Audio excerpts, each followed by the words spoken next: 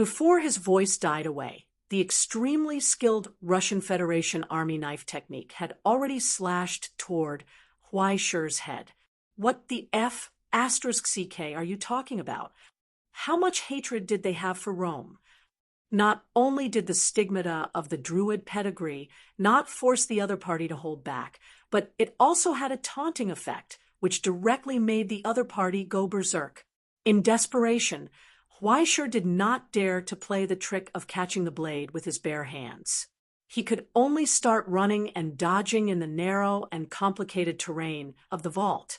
Fortunately, the layers of shelves were densely packed, or Huaishir would have been forced into a corner and hacked to death. In his panic, his eyes lit up, and he jumped with all his might, picked up the box on the top shelf, and threw it at Clement. Clement roared, and his cavalry knife slashed down, cutting the box and the goods inside into pieces. "Coward! Face me!" he roared at Huaishir in Slavic. "I won't!" Huaishir spoke Latin, which he learned from the red gloves, and swung the bottles on both sides at him. "You, a Russian Federation ascendant, work for the Americans, and you have the nerve to look down on others." Taking advantage of the moment when Clement's footsteps paused, Huaishir finally approached his target. It was the border relic lying in the middle of the shelf. It was an ancient flail that looked ancient. The handle, which was the length of an ordinary person's arm, was connected to a blood-red chain. And at the other end where the mace was originally, there was a head carved with countless sharp snake hair. He really didn't know where this thing had been dug out from. That enchanting face still had traces of the ferocious and painful expression before death. Seeing Huaishir reaching for the banshee's skull, Clement not only did not panic, but a trace of mockery appeared on his face. Among the border relics stored in the vault, the banshee's skull was indeed the highest grade. But this did not mean that Huaishir could use it freely without the liberation language. Moreover, in addition to the protection of the vault, all the border relics carried the curse and insurance measures set by the alchemists. If no manager came into contact with them before the customer used them, they would be more lethal than red-hot charcoal. If he directly used his hands to grab it once the protection was triggered, even if he wore gloves, he would be burned to ashes. But in the next moment, he was dumbfounded, because Huaishir actually took out a tube of potion from his pocket and smashed it on the flail. The dark green liquid instantly seeped into the flail. Then he placed his hand on the handle and easily took the weapon from the shelf. There was no backlash. Mistletoe. Huaishir grinned proudly. This was one of the insurance left by Crow. If he entered a dangerous situation, he might have to use the materials on the spot. In order to bypass the restrictions on the border relics, she used up the few precious resources and a large amount of origin substance to extract 30 grams of the finished product from a large barrel of potion. The reason why it was named Mistletoe was because it could bypass all restrictions and directly parasitize the target's root system, becoming a part of it. This was a rare fusion agent. Its main purpose was to completely fuse two precious alloys that were incompatible with each other. However, after being modified by Crow and Huaishir's confining hand, this strange effect was created. Huaishir would place his origin substance on his palm and melt it into a metallic shape, while the mistletoe was responsible for fusing the two metals into one. The final result was that Huaishir was determined to be a part of the Banshee's skull by the anti-theft restriction. The combination of man and hammer sounded extremely awe-inspiring. Even if he didn't use the release language to let the Banshee's skull release its original petrification strike, it was enough to make this bastard who was chasing him suffer. Without waiting for Clement to react, Huaishir took a step forward and swung the handle in his hand, smashing the Banshee's skull towards Clement's head. As the flail flew through the air, the two of them couldn't help but feel their legs go weak, their faces red, and their hearts beating fast. The reason was that this thing didn't let out a sharp whistle, but a gentle moan that made people's hearts itch. The sound would even change according to Weischer's strength. It was like suddenly opening a porn film and then pulling it to the end. It was a complete mental pollution. Clement, the security guard, had never heard of this effect. He didn't know what to do and was almost smashed in the face. However, Weischer wasn't embarrassed. At first, he was a little scared, but after accepting this setting, how should he put it, his heart itched, and he wanted to listen for a while longer. Stop, don't go. Weischer pressed on. Let this grandpa hit you 800 times. As he spoke, he suddenly swung his arm down, and the banshee's skull swept towards him. Clement was furious. He didn't care about the difference in quality, and used the cavalry sword in his hand to block the hammer of the flail. In an instant, sparks flew and a hole appeared on the military sword. The fact that it didn't break on the spot meant that it was hard enough. Immediately after, within 3 steps, Clement suddenly raised his eyes and roared. He looked at Weischer.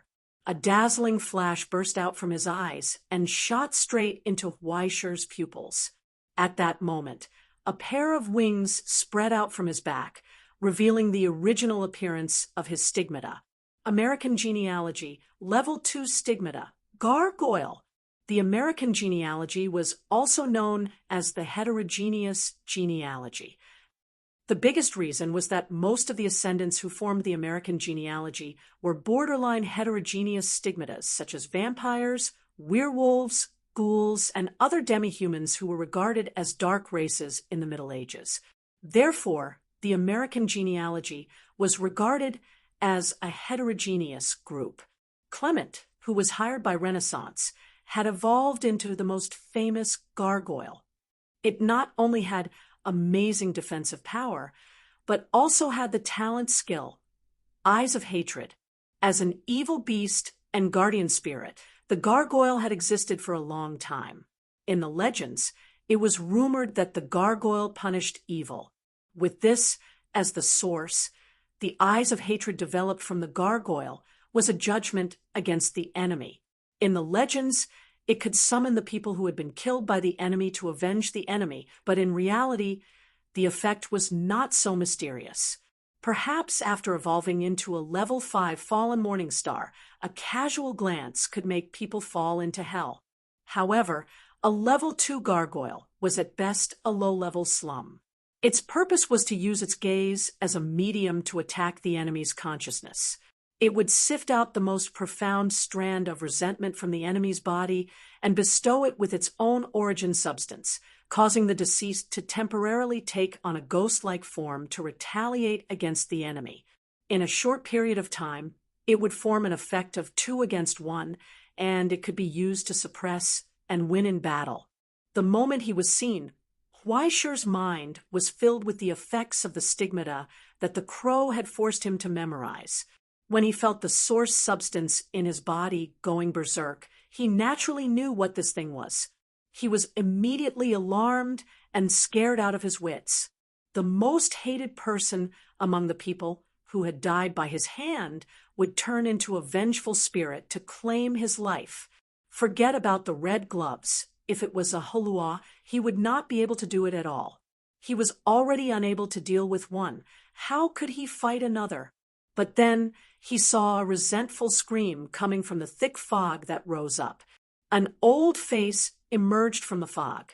Chi-One, with a distorted face, used the resentment he had left behind to return to the world once again, and launched his revenge on Weischer. Then there was no then. Chapter 111. The entire process could be simply divided into 3 steps.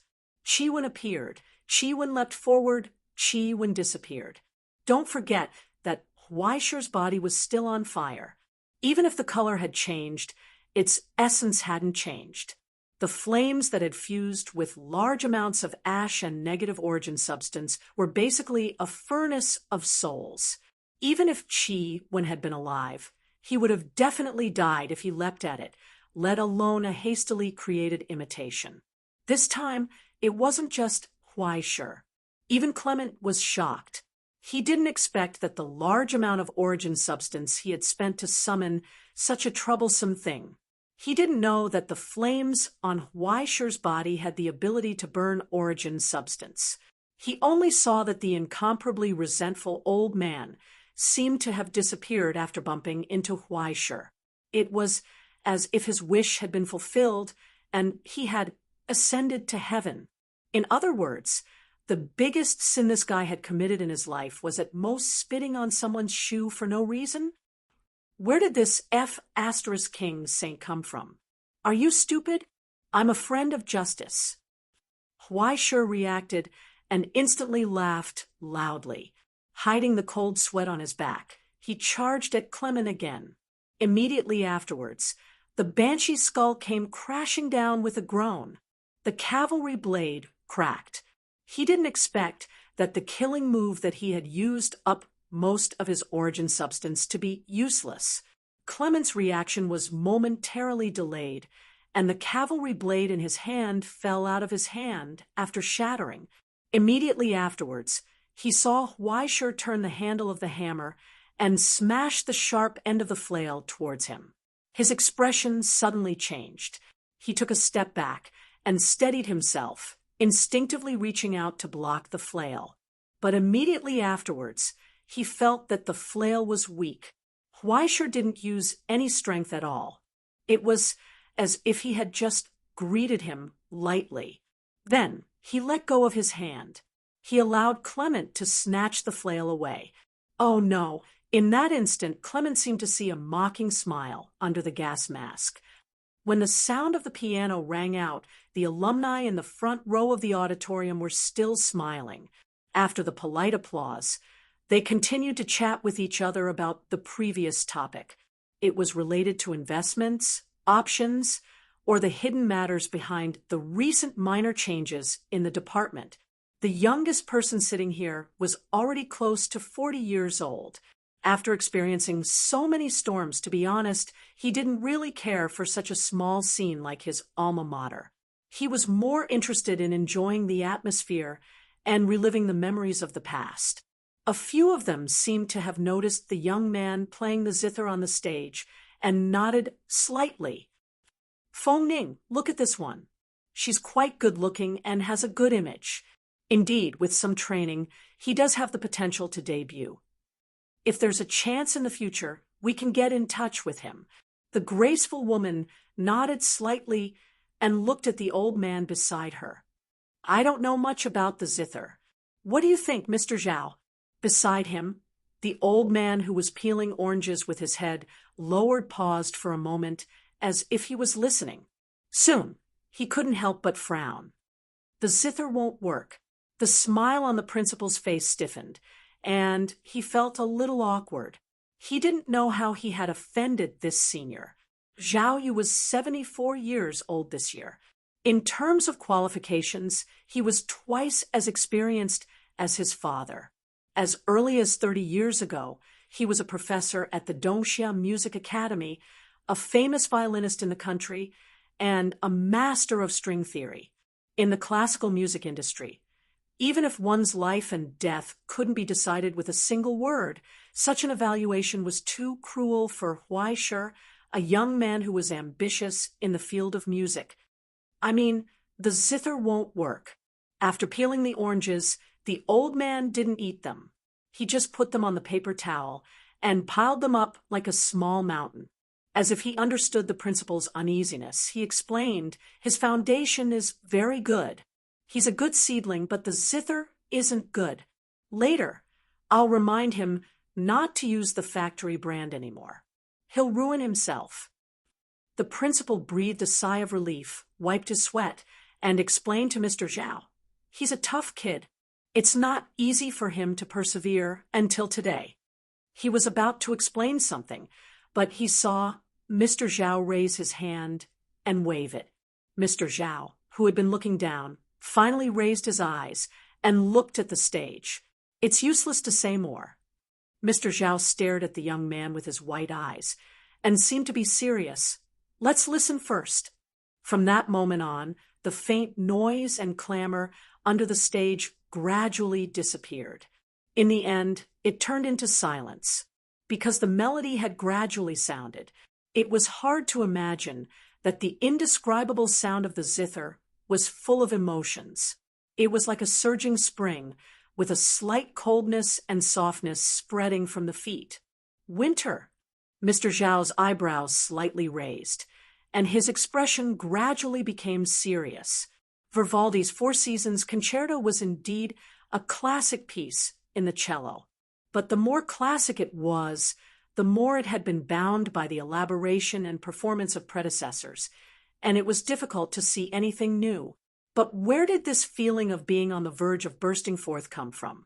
At first, it was like a gentle wind blowing, but unknowingly, it seemed to have become a storm that went straight into the heart. With the unique, rich range of the cello, the soul hidden in the body seemed to tremble in the sound of the zither. Gradually, the intense melody entered an increasingly tight rhythm, and finally, it turned into a snowstorm, cruelly and fanatically enveloping everything. It was like a thunderstorm, and the earth shook. He didn't forget to look at the old man beside him. "Mr. Zhao, what do you think?" Mr. Zhao pondered for a long time and couldn't help but sigh. A rising star is really scary. Every time I see such a young man, I feel old. By the way, did you just say that he's going to go in a professional direction? The principal nodded, and his eyes lit up. "Mr. Li, let me have him." The old man looked at the woman on the left, who was also interested. "It's a pity to give such a good seedling to Yaoqi Entertainment.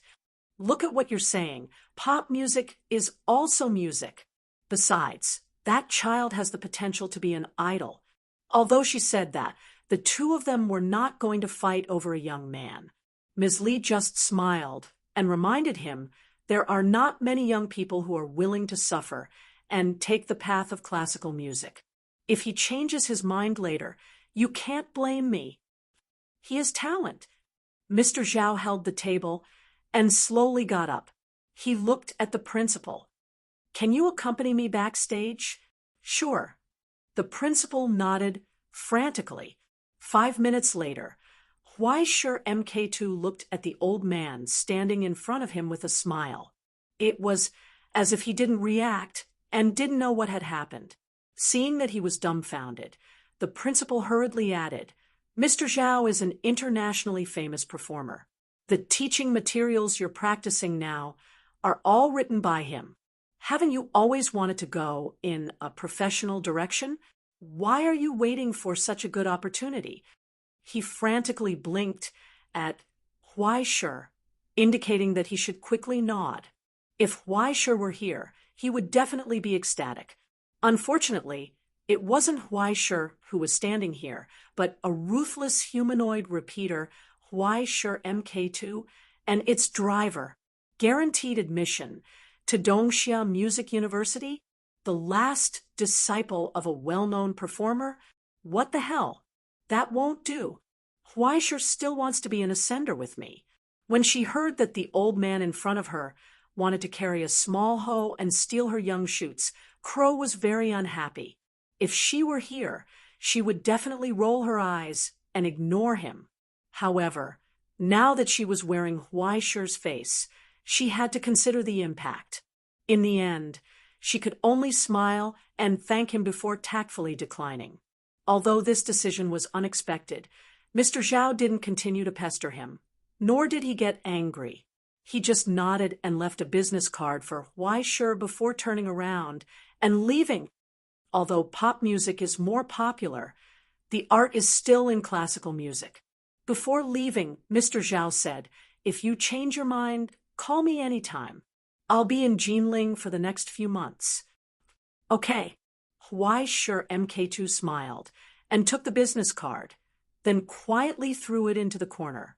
However, when he turned around, he saw that the corridor behind him was filled with young and beautiful female juniors. Countless gazes were fixed on his face with deep affection. Huaisher MK2 was stunned. He couldn't help but slap his head. "Oh, It seems like I used a bit too much. No, I shouldn't use Weischer's dosage as a baseline, not even 1/10 of it. But what should I do this time? I'll just deal with it for the time being. Anyway, it will return to normal after the effect of the drug wears off. Thinking of this, Weischer MK2 ran her fingers through her hair and turned around with a smile. Are the girls here for me? Following his movements, the afternoon sun shone on the side of his delicate and handsome face. The corners of his mouth curled up into a devilish smile that seemed to carry an invisible force, making his handsome face even more unruly. Yu Dongri's business smile was even more beautiful than his master's. Amidst the continuous O's, Sophia MK2 opened her arms and was drowned by the girls. 9 meters tall, wearing a gas mask and sunglasses, so I can't see his face. There's also no evidence left at the scene. It's done so cleanly. Director Fu was so angry that he laughed. It was too clean. Instead, it was abnormal. He felt that there was something wrong with the way he was being so secretive. He bent down and looked at the broken video clips on the screen. He rushed into the vault alone, took care of the security guards, and then burned the vault to get the items. This stance, why do I feel like it's familiar? I think I've seen him somewhere before. Director Fu pinched his chin as his expression changed. Then, he suddenly turned around and walked out.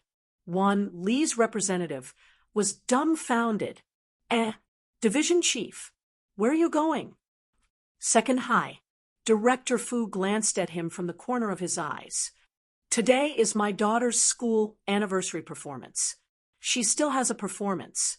Shouldn't I go over and give her a round of applause? Why? Do you have a problem with that? No. The representative shook his head in panic. He awkwardly watched Director Fu leave. In fact, as soon as Director Fu left the house, he hung the sign of the Special Affairs Department on his car and drove straight into the parking lot of Second High.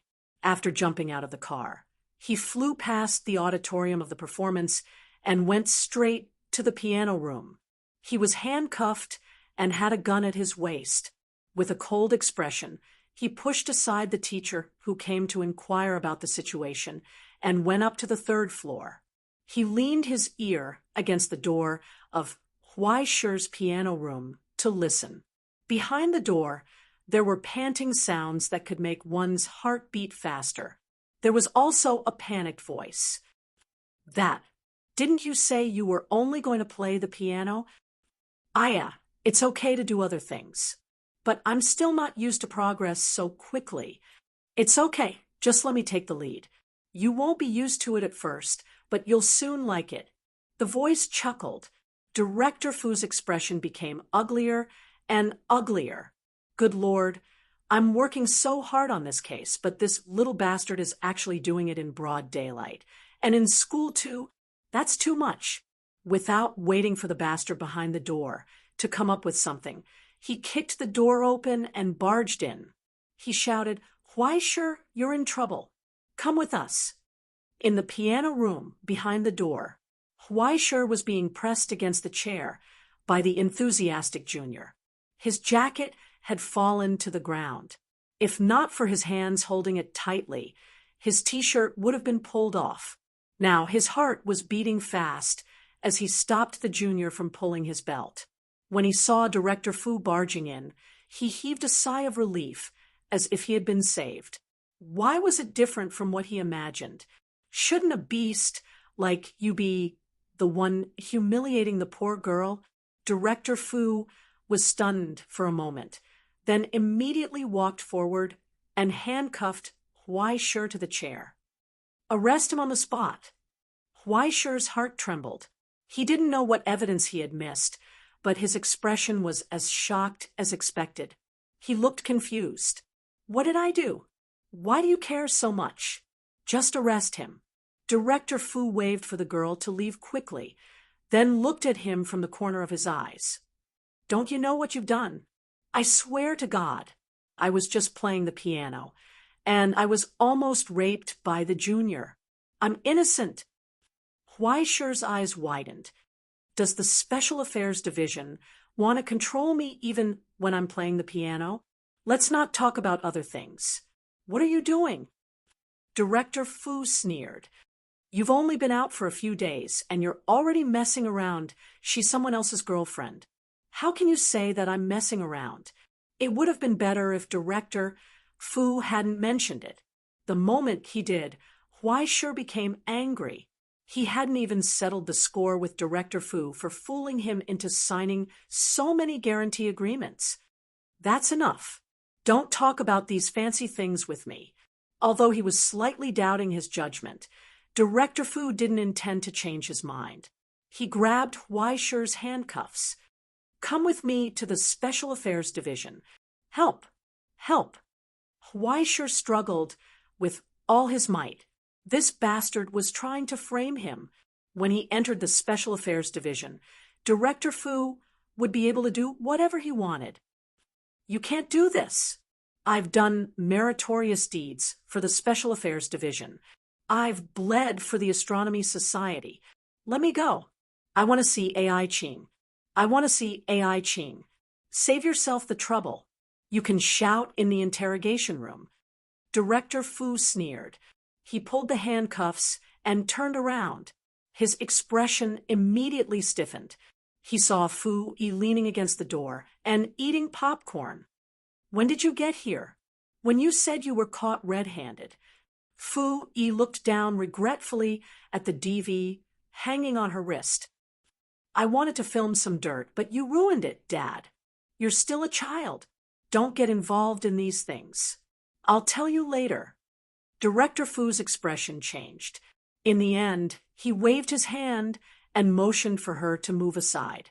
Fu Yi shook her head and glanced at Huaishi.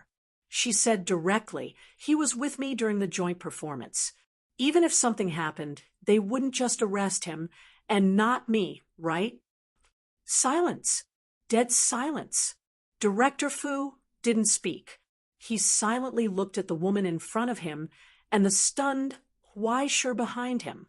His gaze wandered between the two of them. After a long time, he finally spoke. However, there was no joy or anger in his voice. Instead, there was a trace of exhaustion. Are you sure?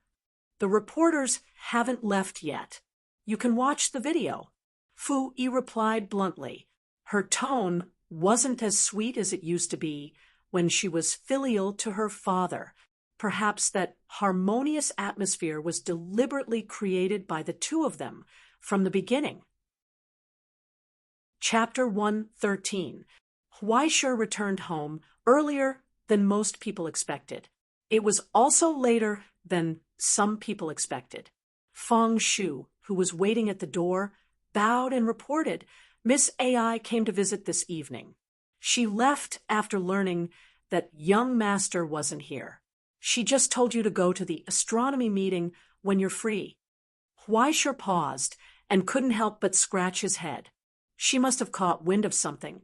It was a perfect plan, but it was full of holes. Shouldn't he be hiding his achievements and fame? It's true that he's hiding his achievements and fame. In the basement, Crow shrugged. You see, Director Fu just wants to mess with you, and AI Ching may only suspect you for the time being. So, don't worry, we did it cleanly. There's no evidence. If anyone talks nonsense, we can slander them. Where did you learn such a TVB way of committing crimes? Huaishi rolled his eyes and sat on the chair like a salted fish again. He didn't even want to move. In fact, Fu Yi just cried for a while and wiped her tears away. She didn't lend him a shoulder to lean on, nor did she look weak and helpless. After rubbing her eyes, she raised her head, finished her cigarette, and left. But Huaishi still didn't feel good. You have to think positively. You're not the only one who lied to her, right? Huaishi couldn't help but want to roll his eyes again. You can't think that trust is cheap just because there are so many liars, right? Besides, if you didn't do anything, Director Fu might have gone, and her mother still wouldn't have come. Crow looked at him with pity. This isn't something that can be changed with a dinner and a meeting. Many things can never be changed once they happen. So put away your sense of responsibility, kid. It's not time for you to be responsible for others. Or do you really want to marry her for the rest of your life? Huaishir was stunned for a long time.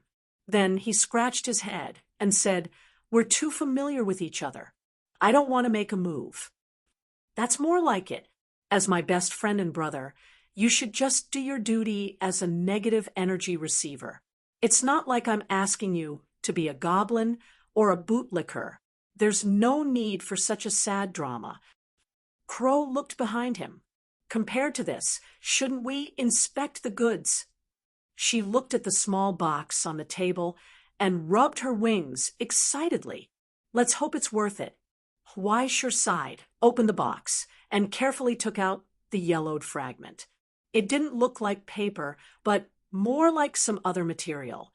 After such a long time, it still hadn't been catalyzed, which was surprising. Could it be some kind of magical beast skin? Don't think too much. It's just plastic. Crow looked at him as if he was looking at an idiot. Plastic? Huaishir was stunned and could not believe it. Plastic already existed at that time. Although it was plastic, Huaishir took a closer look and found that it really was plastic, a piece of plastic paper. Crow shrugged. Alchemists are always up to something. Count Street Germain said that this was the essence that he sifted out of oil. It can be used for convenient writing and storage, and it's more reliable than paper. Then how on earth does this thing work? Huaishir was amused. Is it some kind of peerless secret manual that needs to be practiced? Or do we have to find the materials to make the things on it? It's not that troublesome. It should be said that it's a piece of cake. Crow flapped her wings, and the heavy book of destiny appeared out of thin air. It fell on the table and opened on its own. The pages moved without any wind and directly flipped to the middle. Then a few pieces of torn paper appeared. It was like the traces left behind after being torn off. Huaishir tried to compare the two and found that they fit perfectly. It was as easy as plugging in a USB drive to a computer. He let go of his hand, and the formula automatically fell from his hand and was sucked into the Book of Destiny. The two pieces of paper merged together as if they were one. Immediately afterwards, the cracks began to close up. Huaishir's vision went dark. He instantly fell to the ground, his entire body powerless. He only had time to curse. This thing was absorbing his origin substance. In the blink of an eye, almost all of his origin substance had been sucked dry. Immediately afterwards, Crow, who had been prepared for this, opened the copper box that he had hidden somewhere. The origin substance that had been stored inside quickly poured into the pages of the Book of Destiny. It could be said that there was an ocean of it. The origin substance of more than 1,000 people had been used up in an instant. Huaishir was even more curious about where Crow had gotten so much origin substance. Look, wasn't it the purified citizens who were causing trouble a few days ago? Crow laughed embarrassedly. You were busy, and I didn't want to disturb you, so I sneaked in a little. So you were the one who secretly stole their spoils of war, right? Crow shook his head and said seriously, I just picked up a few things that I didn't want. How could you call that stealing? Huaishir was just about to say something when his vision suddenly went dark again. This time, it really was dark. He couldn't see anything. He had lost his heartbeat, and his pulse had stopped. He couldn't feel his breathing, and he couldn't feel his limbs or anything else. It was as if he had been tossed into the deepest darkness. Eternal oblivion. Immediately afterwards, however, a spark shot out from the depths of the darkness. It stopped in midair and slowly grew in size. It turned into a speck of flame. The flame burned brightly, illuminating all of the darkness. Huaishir was completely ignited. He had turned into fire. It burned vigorously. The speck of flame grew in size countless times in the blink of an eye, then quickly collapsed and shrank. In the end, it was hard to tell whether or not it was actually fire. It was just a speck of light, but it seemed to contain an entire world. Countless changes emerged from it, constantly colliding with each other, bursting out bursts of light. It was as precise as a clock. Countless gear-like flames formed a mechanical phenomenon that was strict to every change. Tens of thousands of strands gathered in one place, finally forming a pure, white flame that was so delicate and complicated that it was difficult to see through it with the naked eye. It rose, extinguished, reborn, and even exhausted all of its changes. It was as if they were drilling into wood, or as if they were being extracted by lightning from the sky, or as if they were rising after being ignited by a high temperature, or as if they came from a slight collision, or as if they were stimulated by chemical substances, or as if they were bursting out of the collapse of a star, or as if they were being ejected from the mouth of a dragon. Huaishur seemed to have been born countless times, in an instant. After exhausting the origin of all flames in the world, he became a part of the fire. He was a mass of plasma. He was an energy gradient field. He was an energy wave that radiated in all directions. He became a phenomenon after ionization. He seemed to be material, but also without a body. He seemed to be a legend, but he spread in the mortal world, bringing light and heat.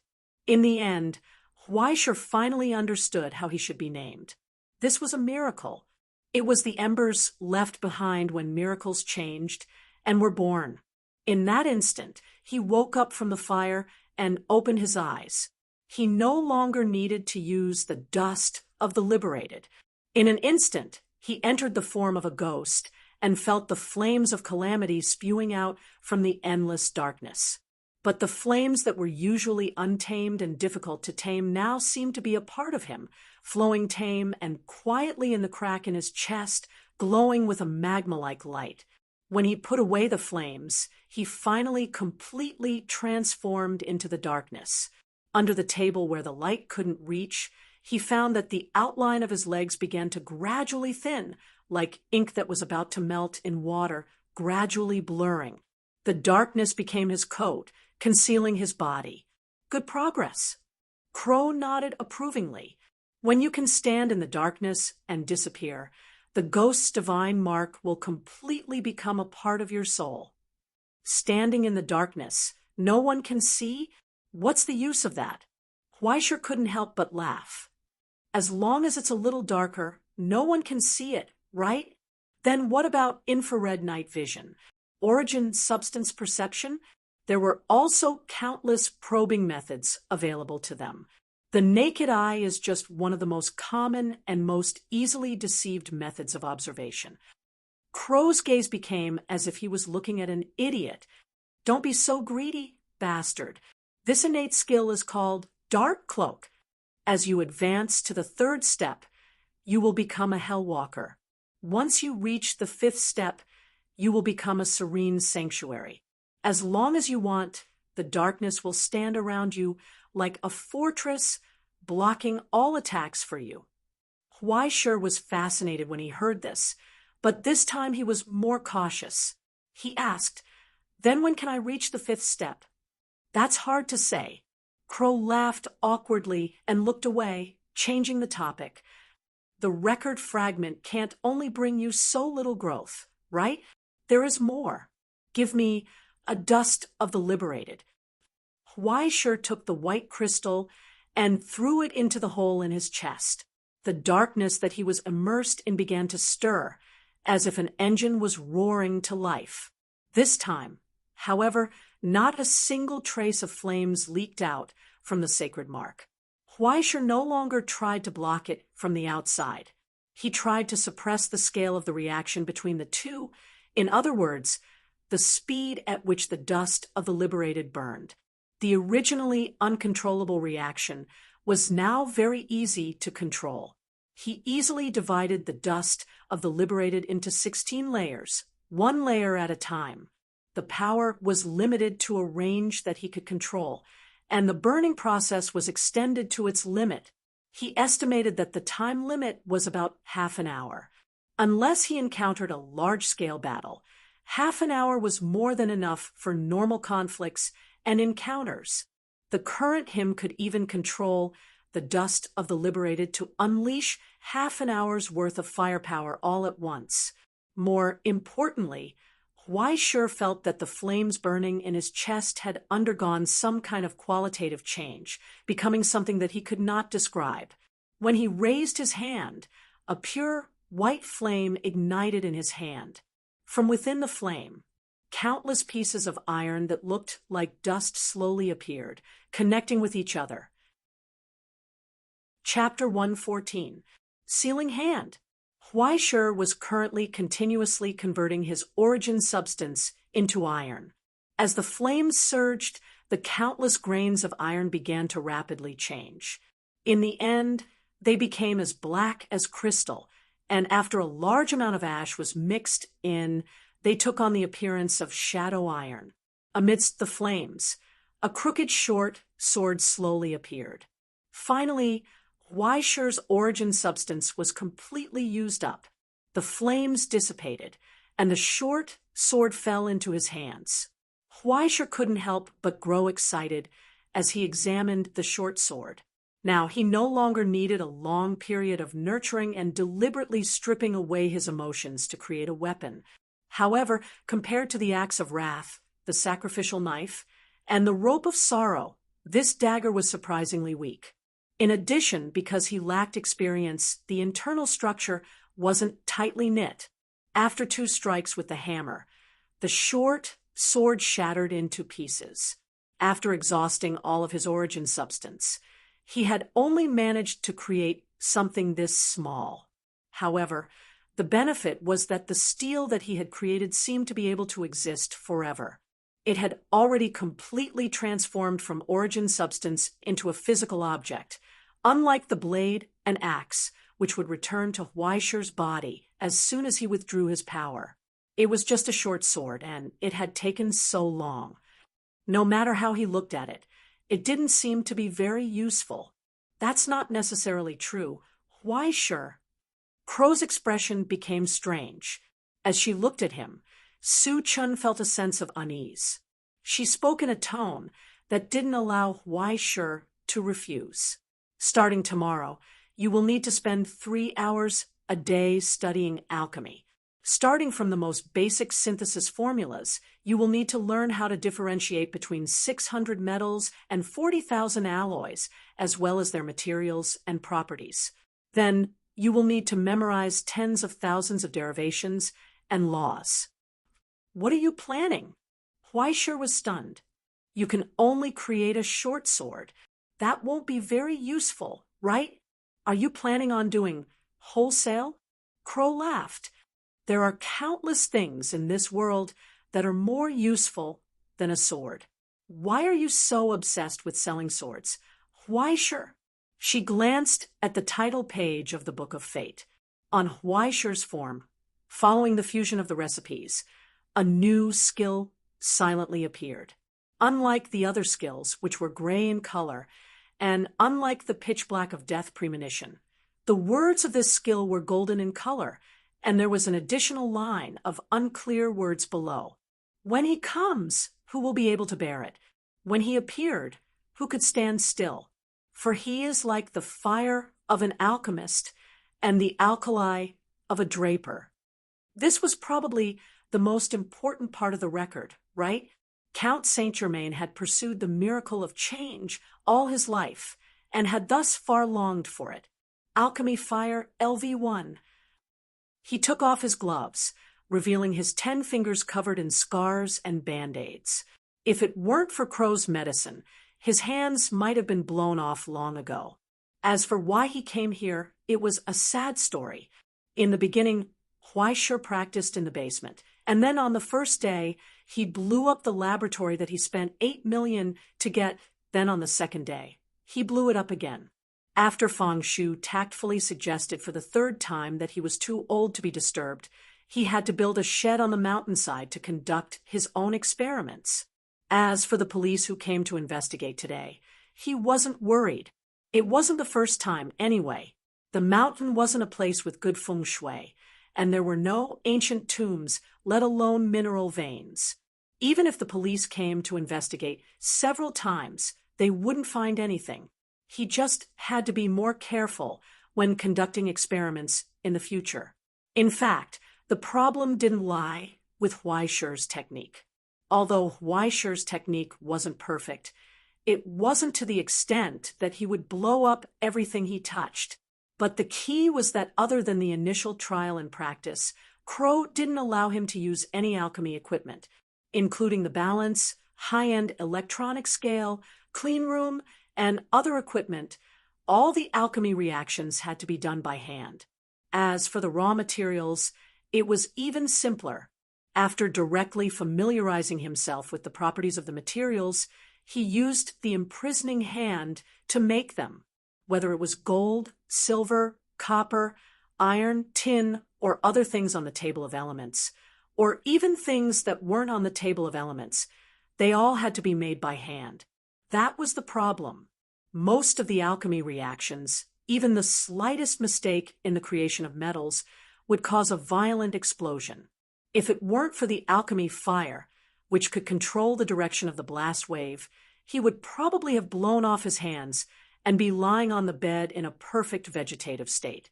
And the final result was that until now, when he made the basic static metal storage liquid for apprentices, he was still stuttering, and the number of times he succeeded was very few. Instead, he accidentally found several kinds of metal materials that were prone to exploding. How can you make everything by hand? Weischer complained, "You're making things difficult for me. Everything is difficult at the beginning. You have to get used to it." Crow was very calm about this. The basics of alchemy include botany, essence application, and a lot of other things. Ordinary people will need more than 5 years to get started. What I'm letting you learn is already the most emasculated version. Abandon all the formulas that require other materials and only focus on metals. This is already the easiest of the easiest. So, it's not too much to ask of you, right? Crow was right. Now, in the Book of Destiny, Weischer had a new skill in his skill bar. Alchemy, Metal Study, LVL1, the most basic of the basic. It was the kind of rookie who understood the principles but would stumble when executing. What's the use of only learning metals? Weischer sighed. Do you want me to go to college and study metallurgy? Walk the path of a scholar. That's not impossible, but you don't have the talent of a creator. It's best not to spend too much time on this kind of thing. It's a stage for talent. Ordinary people who spend decades on it will only end up with nothing. Crow seemed to have misunderstood, but he didn't agree with Weischer's idea. There are only 2 reasons why I want you to study metals. One of them is this. Saying this, her wings slowly unfolded, revealing a slender tube of potion. Sealed in a transparent glass-like container was a silver liquid. The metal was in a liquid state, swaying slightly like mercury. Silver blood potion. It was also the blood potion that many sublimators would choose in a hasty battle. If they didn't have time to drink it, they could even pour it directly on the wound. The metal in it would perfectly merge with the flesh and heal the wound. It was unknown whether it was glue or artificial flesh. Although it was a poison that ordinary people couldn't metabolize, it was a good medicine for sublimators to repair their stigmata. Almost every sublimator would carry a large amount of these supplies when exploring the abyss. Ever since the silver blood potion was discovered, countless recipes have been derived, such as the higher-level golden soul and amber origin substance. But the most special thing about the silver blood potion is that its recipe is completely made of metal. That's right, it's all within the range of your hands. Crow said indifferently, in other words, as long as you work hard enough, there will be a day when you can even make a blood potion with your hands. She paused for a moment, then said meaningfully, by the way, Even the basic version of the silver blood potion costs 300,000 per vial. In that instant, Huaishi's eyes lit up. He saw a bright and resplendent future.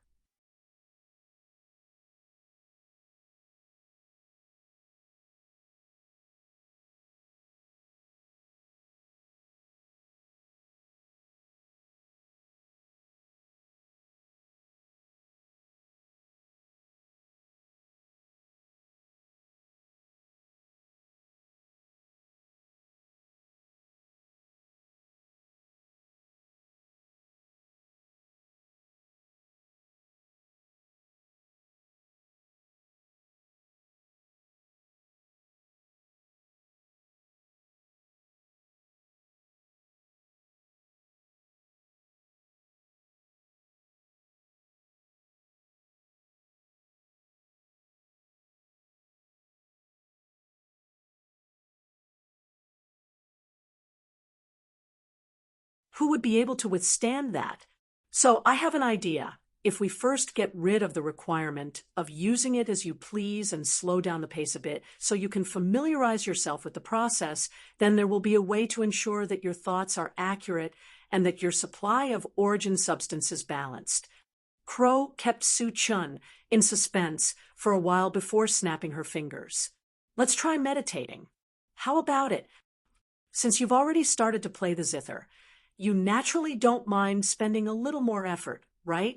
What you said seems to make some sense. Huaisha rubbed his chin and thought for a while. He felt like he was on the right track. He picked up the cello and lowered his eyes. The sound of the violin began to play.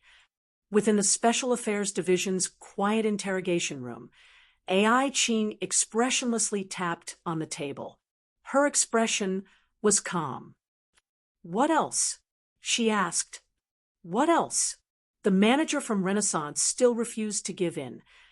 "We were just tricked into buying a batch of goods that weren't declared to the customs. We already paid the fine. Why are we still being treated like this? Your fine was paid to the Special Affairs Division. What does it have to do with the Astronomy Society?" AI Ching glanced at him coldly. The pen in her hand tapped on the record page in front of her. "Right now, we're investigating the Renaissance Group's illegal sales of smuggled goods." At this moment, the legal representative from the headquarters next to the manager suddenly corrected her. "Inspector AI, this was just a local partner acting on their own initiative. It has nothing to do with the Renaissance Group. The headquarters had no idea about this." "Then isn't it even more important to investigate this thoroughly?" AI Ching was already well aware of the tricks of these people. Not only was she unperturbed, she even wanted to sneer. "Then, who was the one who went through the procedures and didn't complete the customs declaration? Who was the one who assisted you? Who was the one who deceived you? Also, who was involved? And where did the large batch of goods that weren't declared to the customs go?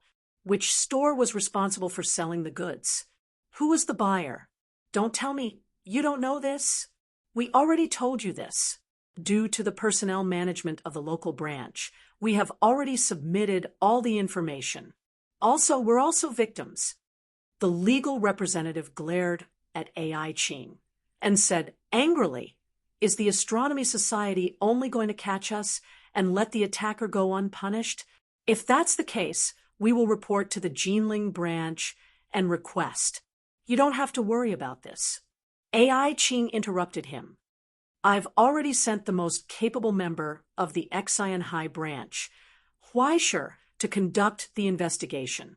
Please wait patiently." She paused for a second and showed a sincere smile. "I'm sure you'll hear back soon." Chapter 116. Hearing AI Ching's response, the legal officer laughed. "I haven't heard that the Astronomy Association has any capable members in Xian High." The middle-aged man sneered. "Don't just send some random Tom, Dick, and Harry to deal with this. What we want is results." "Tom, Dick, and Harry?" AI Ching raised her eyebrows. If you think that the ascendant who personally killed the international criminal of Green Sun and quelled the uprising of the returning citizens of Exine High is a nobody, then I can only say that Wanli is really full of talents, and there are as many fifth-order ascendants as there are clouds. The legal officer was stunned. He didn't expect AI Ching to have such a solid resume. Then he looked at the manager with suspicion. Is this woman trying to trick me? The manager seemed to remember something. He couldn't help but wipe the sweat on his forehead. He shook his head at the legal officer, signaling him not to dwell on this issue. It seems like you have doubts about his ability. That's normal. After all, he is just a 17-year-old kid. AI Ching's words seemed to be deliberately exposing his shortcomings. It made the hesitant legal officer's expression harden. But then her voice was heard. But I have to say, although that guy has a good temper, his style is not gentle. As she said that, AI Ching reached out and took out a thick stack of reports from the wheelchair. She placed it in front of the legal officer. It was a death report that was 2 fingers thick. Or rather, the record was not an exaggeration. Even the elite seeds of the various families who invested a lot of resources could not achieve such a terrifying record. It could be said to be a blood debt, especially the 3 books at the top. Other than the Red Gloves of Green Sun, the other 3 were the former big clients of Wan Li, Chi Wen, and his son. This family almost died in the hands of that guy, and it was only a week later. At that time, that guy was still in prison being interrogated. Until now, the viaduct mentioned in the damage report had not been repaired yet. AI Ching asked considerately, if you really have any opinions about his investigation, why don't you say a few words to him in person? I will call him over now. No need, no need. The legal commissioner tried his best to avert his gaze from the tragic crime scene photos and forced a smile. Then it seems that we have at least reached an agreement on this matter. AI Ching nodded in satisfaction. Just now, you said you wanted results. What a coincidence. I want them too. As she spoke, she tapped her pen on the record in front of her and revealed a kind, formulaic smile. But before that, we have to figure out everything that should be figured out, right? Thus, the investigation continued. In the evening, Huaishe received a call from AI Ching. By the time he arrived, AI Ching seemed to have been waiting for a long time. She was sitting in the living room, drinking black tea, looking calm and composed. After Huaishe entered, she glanced at him and gestured for Huaishe to sit down. Then she lowered her head and drank her tea. The first thing she said after putting down the teacup made Huaishe jump up in fright. Looks like you've gained a lot. What did you say? Huaishe's face twitched. I didn't hear you clearly. Then I probably made a mistake. AI Ching pointed at the document on the table and pushed it over. Huaishe picked it up and glanced at it. He was confused. Operation authorization? What operation? A few days ago, there was a vicious robbery in Exine High. An alchemist suspected to be from Rome robbed the vault of the Renaissance group and took away tens of millions worth of goods. How could there be so much? Huaishe almost blurted out. He used all his strength to hold it back and forced a smile. Is it that bad? Yes, so our astronomy association must investigate thoroughly. AI Ching glanced at him and said, I will leave this matter to you. Huaishe hesitated. What if we can't catch him? What I mean is, if I'm a suspect, I will definitely run away after doing the job. I can't just go around looking for him, right? If you can't handle it, then you can report it to the headquarters and then give out a reward. That's it. There are countless cases like this every year.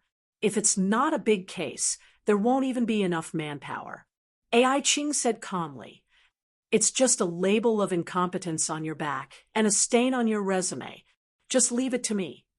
Huaishir quickly put away the authorization and said in an impassioned voice, "Fighting criminals is the duty of every member of the Astronomy Association." Stain. He didn't care about that. With his resume, it was already a stain. After killing Chi-Wen last time, he was even given a demerit. Furthermore, he wasn't even an official registered employee now, and he didn't want to be promoted. He was satisfied with just this layer of skin. It's good to be confident. AI Ching calmly picked up the teacup and looked at him. However, from the point of mutual trust, both you and I have a long way to go to learn. Huaishir pretended not to hear. Let's start with helping each other. How about it? AI Ching suddenly said. Huh. Do you have plans tonight? AI Ching asked. For example, with some enthusiastic junior, or with Director Fu's daughter, or with some lady you suddenly confessed to. I don't want to disturb your two-person world. No, there's no such thing. Huaishir shook his head like a rattledrum. He hated that he was clearly innocent, but why did he seem like a pervert in the eyes of others? Once again, he felt the pain of having his reputation ruined. That's good. AI Ching nodded. Go to the Special Affairs Department to report later. You're going on a business trip. Huh. Huaishir was stunned at first, and then he was shocked. Business trip? Where are you going? Not far, about 5 hours by sea. AI Ching calmly finished her tea and put down the teacup. Thanks to a certain suspect who did an unnecessary double-cross, at least I caught the Renaissance group's weakness in order to be able to smoothly develop their business in Doomsday, and also to give an explanation to the astronomy club. The group of misers held back their tears and handed over a piece of information. As far as they know, a smuggling fleet received a big order. A ship is carrying a border relic excavated from hell from Indonesia to the Russian Federation. Our goal is to join forces with the other inspectors and action commissioners of the Astronomical Association to stop this ship and bring that thing back. Border relic. Huaishir was curious. What border relic? Do we need to mobilize other inspectors? A fragment. AI Ching said, a fragment of the Philosopher's Stone. What the hell? Huaishir's eyes widened, and he almost jumped out of his chair in disbelief. When Huaishir had just become a sublimator, he once had a discussion with Crow about the Philosopher's Stone. After all, this thing was so famous that it really aroused people's curiosity. Moreover, Crow was also very good at alchemy. If she could make it, wouldn't it be a big deal? In this regard, Crow was very calm. Although the Philosopher's Stone is not common, it's not rare to the point where it's hard to find in 1,000 years. Crow replied, there are probably hundreds of people active in the world today. Active? In the world. Hundreds? People? There are also people who are dead, but I know where your problem is. Yes, the Philosopher's Stone is a living person. In other words, only those who have reached the peak of their own stigmata system and turned into their original form can be called a perfect object, the Philosopher's Stone. This was the division of the stages of a sublimator, the process of gradually transforming into a miracle. Crow also explained to Huaishir the 5 stages of a sublimator. In alchemy, it was called the path of the fire sword. The first stage, Mercury, was needless to say. It was named after the first metal in alchemy to describe its position as the foundation of sublimator, using salt, sulfur, and mercury to complete the origin substance fertile soil. It was able to bear miracles. The second stage, gold, was the most important step in one's own lineage, which would determine one's future direction. Sublimators would skillfully grasp the talents and abilities of their respective lineages, and some prominent stigmata would even possess all kinds of strange talents and abilities. For example, the Gargoyle's Eye of Hatred. The third stage, ether, was a change in bloodline. If before it was just a scaled-down, piecemeal strengthening, then now it was a complete strengthening from the inside out. A sublimator would completely surpass the limits of human beings and be endowed with their own sublimator's blood essence. Their vitality would be unbelievably strong. It was like changing one's muscles and marrow. Take Luo's Naga and the Salvation Society's Chi, for example. Even if they were shot in half, they would still be able to retain their basic consciousness, even if they were shot in half by a sniper rifle. And at this stage, under a large amount of vitality, the sublimator's soul would also begin to breed new changes. When the body and soul reached the limit at the same time, both would advance and step into the fourth stage, producing a qualitative change that could turn the world upside down. The fourth stage, star antimony, was completely different from the previous stages. Not only the soul that had completed the transformation, but also the body that could be called a human Godzilla. At this moment, a sublimator could be called a dragon, an angel, a banished immortal, a devil, a son of God, and other legendary creatures that walked in the human world. And in their eyes, the world had become a different appearance. It was the extraordinary vision and soul vision that were rumored to be able to pry open the foundation of physics. For ordinary people, it was impossible to imagine, but in their eyes, it was possible to achieve it with a casual move. This was what ordinary people could imagine as an expert, an expert, an expert. Beyond that, it was not a category that ordinary sublimators could reach. The fifth stage, Philosopher's Stone, whether it was the White Emperor's son or the black bird that Huaishur had seen with his own eyes, they had already made Huaishur understand what kind of power a sublimator who had reached the peak of the stigmata lineage could advance. Had. Even the congenitally deficient Garuda could purify a weak chicken like Huaishur like a speck of dust just by relying on its own light. Even Dagon, who was brutally beaten by Fu Tsangguang, could transform into a moving border carrying a large number of sublimators and invade the present at any time, anywhere, and destroy an entire city with its own weight alone. The importance and preciousness of a level 5 sublimator was far more than that. Chapter 117. As the pinnacle of the path of ascension, those who reached this stage were all heroes born from luck, ability, and resources. They were the embodiment of miracles in the human world. No, they themselves had become miracles and landmarks, illuminating the path of ascension for those who came after them. They were like lighthouses, regardless of their other powers. As long as they were alive, they would be the original and indispensable existence of the genealogy. Even if they were dead, they would be recognized as sacred remains and treated as precious samples and remains of miracles to be preserved. They would even become the key element for the members of the genealogy to advance, just like the genealogy in America. For some of them, if they wanted to enter the fourth stage of the path of ascension, they had to drink a drop of the first ancestor's blood. Some of them would even become extremely powerful relics at the border. One drop of blood could poison hundreds of thousands of people to death.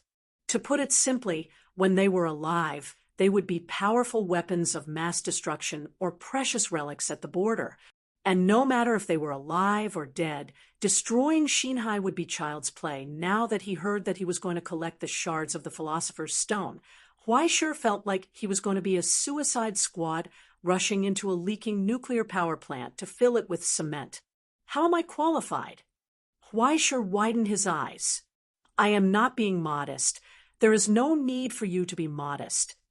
Ai Qing said calmly, "Do you really think you are going to be a fighter? Stop joking. You are only going there to prove that the Xinhai Astronomy Association has contributed in this process. That way, you will be able to gain more merits in the end. If you are only there to provide information, the biggest reward will be shared by others.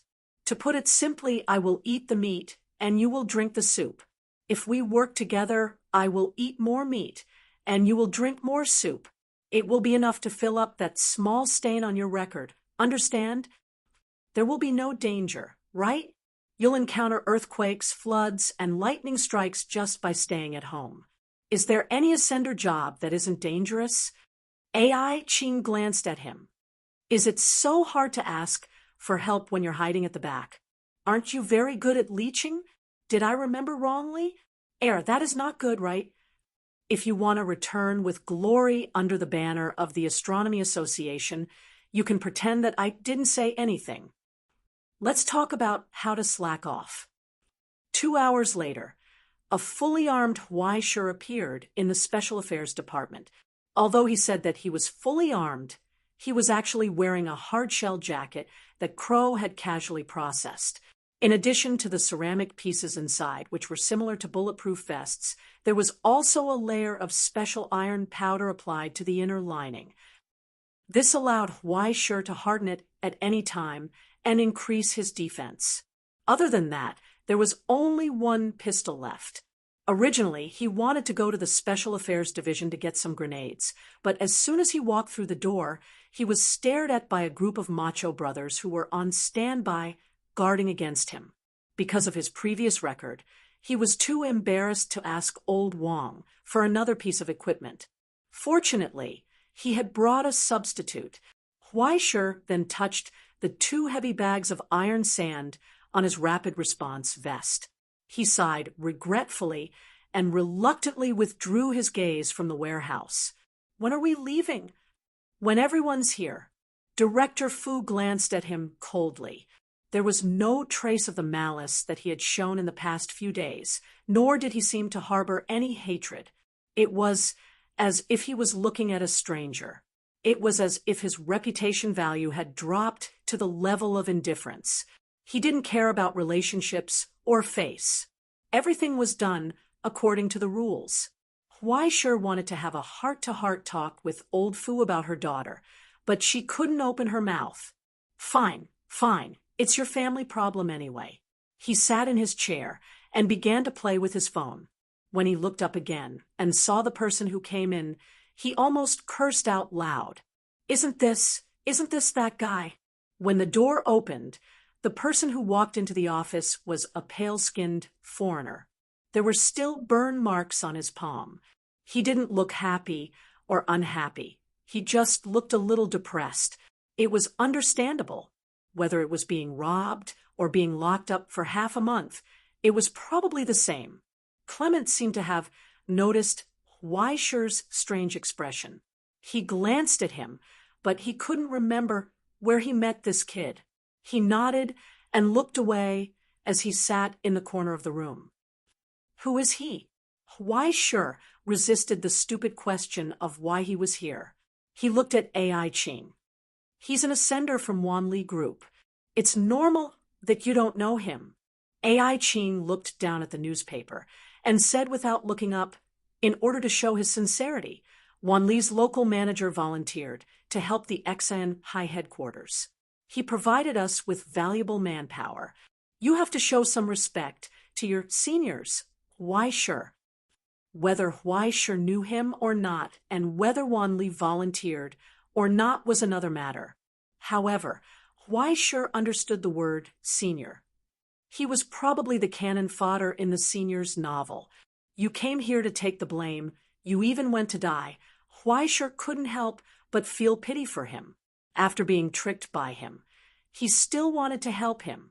What kind of sin did he commit in his previous life? Forget it. I'll treat him better. Hey, bro, do you want to eat some sunflower seeds? He took out a handful of sunflower seeds and tried to communicate with Clement before they left. Clement, a Russian Federation citizen, was also eating sunflower seeds. After he took a handful, he joined Weisher and ate a bunch of sunflower seeds. However, it was obvious that he had a heavy heart and didn't say much. He didn't give Weisher any more time to cultivate any kind of bond. They left as soon as they arrived. 3 hours later, they were already on the open sea. Even though the operation this time was initiated by Xanhai, in reality, it was led by the Jinling branch. The other 6 mental officers have been given an emergency order. In a while, You should be able to meet the mental officers and members from other places. On the way, AI Ching took the time to remind Huaishe, don't talk too much.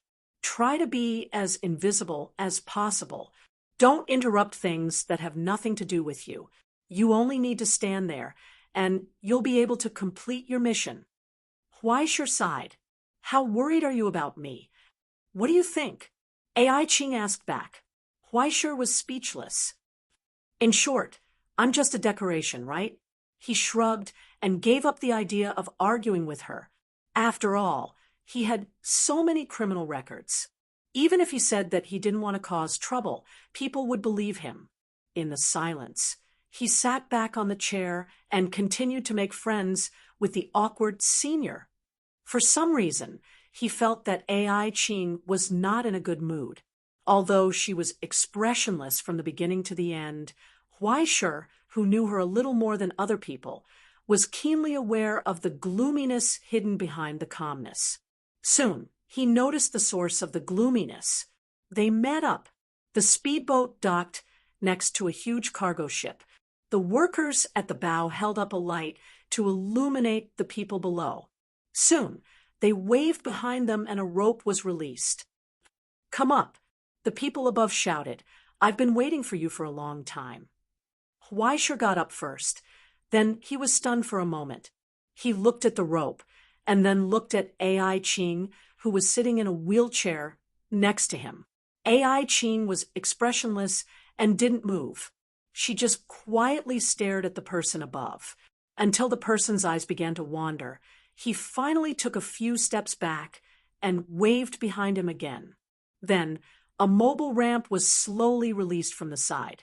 A laughing face emerged from the end of the ramp and said to AI Ching, I'm sorry, the people below are ignorant and clumsy. It doesn't matter. The world never lacks people with mental problems. AI Ching got up with the help of her crutches. She held the ramp and slowly went up. Step by step, she stepped on the iron ladder and walked to the deck. However, when she walked past the laughing face, she slightly turned her head and whispered in his ear, What we lack are brainless idiots like you. The laughing face froze for a moment. He took a few steps back and shrugged. It was just a joke. Why are you so? Excuse me, please let me through. Before he could finish speaking, a voice came from the side. Immediately afterwards, a black object swept past him, almost causing him to stumble. It was Huaishe. He carried a wheelchair and swaggered up the ramp. He looked like a country bumpkin who had just entered a city and hadn't seen anything before. He looked around and sighed. AI Ching looked at the wheelchair in front of her, then glanced at Huaishe. She couldn't help but sigh. Do you remember what I said? Sorry, I don't remember too clearly. Huaishe shrugged. AI Ching didn't say anything else. She just sat down and motioned for him to do his job as a cart pusher. It was a very promising job. Under the guidance of a staff member, they entered the cabin. The cabin was unexpectedly spacious. There were even a few old sofas. It was already filled with people. There were old and young people, and a few of them had origin substance fluctuations on their bodies. It was obvious that they were all officers from various places. Compared to the guy who had bad intentions, the other officers were quite friendly. After greeting each other, they all sat down and looked at each other. The detailed information has already been sent to everyone's phones. I'm sure everyone has already seen it. The middle-aged man from Jinling went straight to the point. That smuggling ship has about 16 armed personnel and 2 ascendants. When it comes to the fragments of the Philosopher's Stone, our prophecies might not be accurate, but there shouldn't be any discrepancies in general. I'm sure everyone has already seen the dangerous item storage plan. Just follow it. Old Xiao will be leading the operation this time. The rest of you will follow his orders. Are there any other opinions? No Tier 4? Before anyone else could speak, AI Ching took the lead and asked, Only 2 Tier 3. Isn't it a bit hasty to involve the Philosopher's Stone. "There's no need," the man who had been laughing earlier said, casually. "It's just a fragment. Is there a need to be so careful? Yin, the Astronomy Association's operation isn't something you can play around with," AI Ching said coldly. "Think before you speak. It's just a smuggling ship and 2 ascendants. You're telling me that there's a need to mobilize Tier 4? Yin laughed disdainfully and glanced at Huaishur. "Or are you afraid that something might happen to your little friend? If you're that scared, you might as well stay at home and make babies." AI Ching didn't say anything. Her expression was indifferent, as if she had just seen an idiot. Cough, cough. "If there's a problem, I will help everyone." Next to the man at the head of the table, a rather thin young man adjusted his glasses and revealed a reassuring smile. After a moment of silence, the host's expression became somewhat complicated. Very quickly, he introduced him to everyone. "This is the external aid for this operation. If there's a need, he will take action. Aha, there's no need to be so serious." The thin man waved his hand and laughed. Chapter 118. Kate Peterman. Please call him KP for short when he introduced himself. A sublimator from the border of the dark net. The rest of his information was unknown, and his background was quite mysterious. But thinking about the background of the border, it was normal.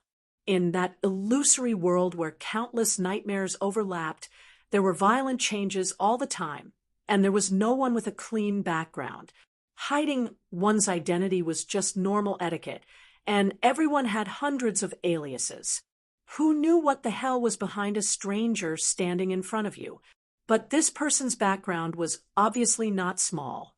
In less than 2 hours after AI Ching reported the news, he directly got involved in the communication between the Social Security Bureau and the Astronomical Society through high-level channels, and even directly joined the operation team this time. "But don't worry, I won't tell everyone what to do," he said with a smile. "When necessary, I'll ensure that the operation goes smoothly, so please rest assured." Everyone looked at the host at the head of the table, and the man nodded slowly. "That's the situation," he said. "Although Mr. KP's identity can't be revealed, the higher-ups guarantee that he'll be of help to this operation.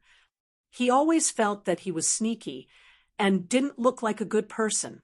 Huaishur looked at that smiling face curiously, and KP seemed to have noticed his gaze, looked over, and nodded slightly at him. Huaishur suddenly felt a little absent-minded, as if he had heard the sound of dice just now. But soon he forgot about it. "Then let's not delay." The smiling KP directly ignored the host and gave the order. "Since everyone is here, let's get ready. In 10 minutes, we'll start. Ahem, let's begin." And so, all the sublimators involved in the operation got up and began to seize the last moment to organize their equipment. 2 rank 3, 5 rank 2, and Huaishur a rank 1. They all looked like experienced sublimators. Except for 2 people who were equipped with firearms, the rest were all equipped with cold weapons except for pistols, and looked skilled. When they held the steel in their hands, the bloody smell in their eyes was even stronger than Huaishur's. Do you see? All official operatives have a border hunter's license. Whether it's their own accomplishments or abilities, they're incomparable to unorthodox ascendants of the same level. AI Ching glanced at Huaishur and reminded him, "Just go and gain some experience. Don't rush to the front like a fool." "What are you talking about?" Yin Yan's cheeky face came out from the side and mocked. "Is little Chrysanthemum's mother's class starting?" He scrutinized Huaishur's appearance and nodded in satisfaction. No wonder Cousin would kill that trash from the Chi family for him. The little puppy really looks like it. Boom! In the midst of the loud noise, everyone stiffened for a moment and looked over in astonishment. It sounded like some kind of patty. It was very lively. Everyone looked at the huge ship on the waves in astonishment, dumbfounded. Those smugglers really had a lot of nerve. They were actually openly smuggling relics from the border on a passenger ship. This was completely different from what they had been told, but there was no doubt that there was only one ship on this route, and it was absolutely impossible for anything to go wrong here. Although the description of the ship's hull was slightly off, after they reported the situation to the command ship, they received the order to continue the operation. They looked at each other. Old Xiao, who was the oldest, was the first to speak. Then let's follow the plan and change the details. Yuan Long will go with me and directly carry out the mission. Lei Feizhou and Enai Heng will be in charge of support. Clement and Huai Shi, you two, forget it. Find an opportunity to blend in with the passengers. If anything unusual happens, be ready to provide support at any time. As he spoke, he looked down at his watch. It's now 11:40. We'll start the operation in 5 minutes. If you have any questions, hurry up and ask. Old Xiao. Huai Shi hesitated and raised his hand, resisting the bone-piercing chill that had filled his body at some point. He squeezed out a smile with difficulty. I don't feel too good. In an instant, everyone's gazes turned to disdain. If you're the one who's afraid, you can go back first. Lei Feizhou, who had just teased him, said indifferently, in any case, you're not included. Huai Shi didn't say anything. He sat at the back, shivering. His face was ashen from the cold. After turning off the motor, Yuan Long, who was sitting next to Old Xiao, reached into the water. An undercurrent surged and dragged the ship forward quickly, quietly approaching the cruise ship. A few of the ascenders glanced at each other and quietly climbed up. When Clement went up, he looked at the shivering Huai Shi and sighed. He handed his gun to him. Take this for self-defense. If you really can't, he paused for a moment, you should go back. He also went up. In the silence, Huai Shi raised his head with difficulty and stared at the huge shadow of the ship. He felt as if the pitch-black silhouette was going to swallow him up. The melodious melody coming from the deck seemed to have turned into ear-piercing notes, mixed with a hoarse whisper. But when he listened carefully, he couldn't hear it clearly. Suddenly, a scream came from the deck. Then it was silent again. Only a figure fell from above. With a bang, he fell into the water and gradually floated up. With the help of the light, Huai Shi caught a glimpse of the lifeless face. It was Old Xiao. In that instant, he stood up abruptly, reached out to start the motor, and clumsily maneuvered the speedboat to turn around and leave. It was impossible for him to get on the ship. It was impossible for him to get on the ship in this lifetime. He clearly knew that there was a ghost on the ship, yet he still forced his way in. Moreover, the premonition of death this time was so terrifying. It was as if it was urging him to die. If he still dared to act rashly, there would be a ghost. As the speedboat gradually moved away, Huai Shi finally felt a little more comfortable. The evil chill instantly disappeared. It was like a reward for making the right choice. He heaved a sigh of relief and looked back at the dark shadow of the cruise ship behind him. He shivered. When Huai Shi stepped on the deck of the speedboat, he saw a blur in front of his eyes. The originally huge cargo ship disappeared in an instant. There was no trace of it, even on the radar. He could only vaguely see the distorted air with the naked eye. Only when he touched it with his hand, it was still there. How strange. Huai Shi sighed. What kind of magic is this? It's just a phase shielding technique from those scholars. There's nothing strange about it. You won't think much of it when you see more of it. Lei Feizhou, who acted as if they were close friends, patted him on the shoulder. Young man, you're so young and promising. No, I'm new here. Big brother, you're too arrogant.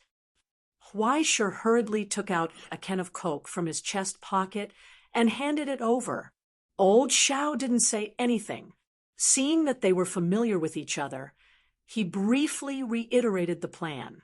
Then, he reminded Huaishir of some things to pay attention to and turned off the motor.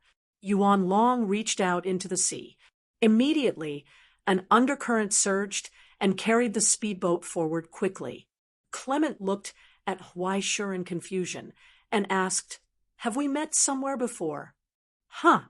Stunned, Huaishir immediately shook his head frantically. No, I've never seen a foreigner in my life. Big brother, you must have remembered wrongly. Come, have some melon seeds." As he spoke, he stuffed another handful of melon seeds into Luke's mouth. Then, for some reason, he shivered. He seemed to be a little seasick. Chapter 119. After the action officers left, the cabin returned to silence. While waiting anxiously, only KP was lying on the table alone, writing and drawing on his form, humming a song comfortably, and throwing a couple of dice from time to time. After a while, a stack of paper was piled on the table. The middle-aged man, who was originally the host, looked at it with confusion for a long time.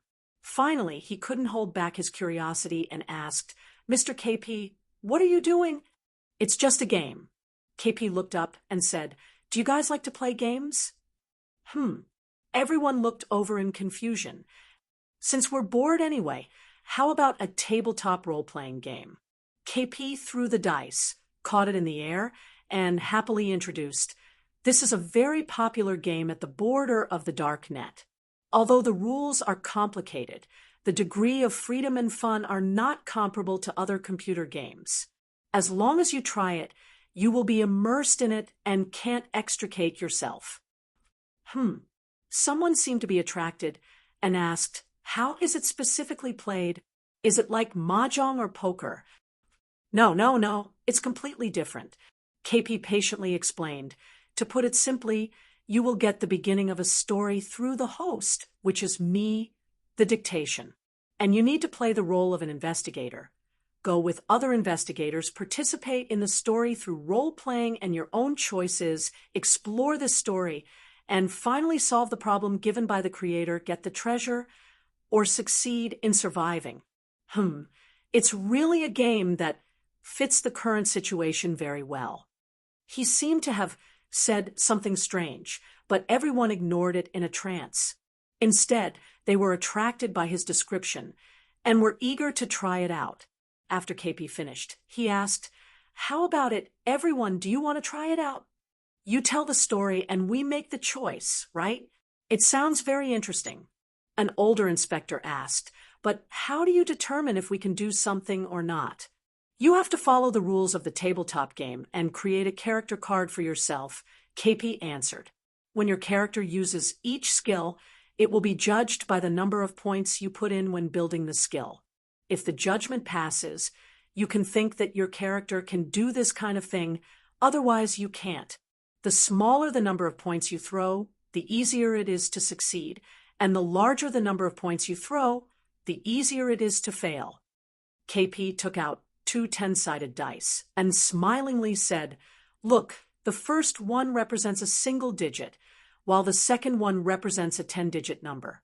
The total is 100 points. If you had 50 points in your skill, you would have succeeded if you rolled 49 points. However, for a newcomer, knowing more was not as useful as experiencing it once. Just now, I've already written down the character cards that you'll be using. Please use them carefully and avoid tearing them." "Get out of my way, old ghost. Do you want to be beaten?" The sound of dice could be vaguely heard. The homeless man seemed to be frightened and staggered back. He looked pitiful. Huaishir sighed and waved his hand, indicating for him to come over. The homeless man, as if he had been pardoned, walked around in a big circle, took Lei Feizhou's line of sight, and moved to Huaishir's side, holding the bowl with a flattering smile. "Help me, sir. God will bless you. Help me." Huaishir took out his wallet, rummaged through it, found a few coins, and threw them into the bowl. The homeless man seemed to be crazy with joy, gratefully holding his hand, and thanked incoherently. "Thank you, kind sir. Thank you. God will bless you. God will bless you." There was another faint sound of dice, as if the table next door was gambling. Huaishir looked over curiously, but suddenly felt a small thing being stuffed into his sleeve. The homeless man smiled mysteriously, turned, and left.